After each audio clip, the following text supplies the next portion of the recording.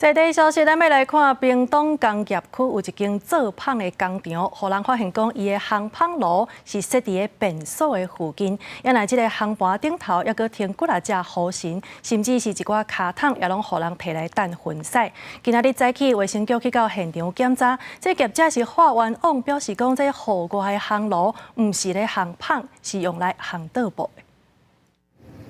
涂骹的面桶拢是粉头，边仔煞是电烘炉，就连便所嘛伫电烘炉附近。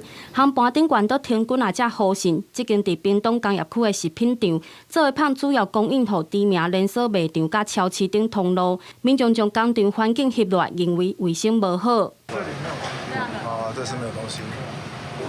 不能动了。稽查人员一个拍开烘炉检查，卫生局20透早到现场稽查，业者感觉真冤枉，解说烘炉是用来烘搭桌布甲喷的，毋是烘胖用的。而且便所外口是指定食薰区，才会放面桶装薰头。好心亭的烘盘装的是予鸡食的喷。我们做面包很多那个下脚料，但是有的太粗，它那个鸡要吃也吃不下去。回收的那个商家要我们把它稍微磨平，稍微给它烤一下，然后他就送到那个处理的地方。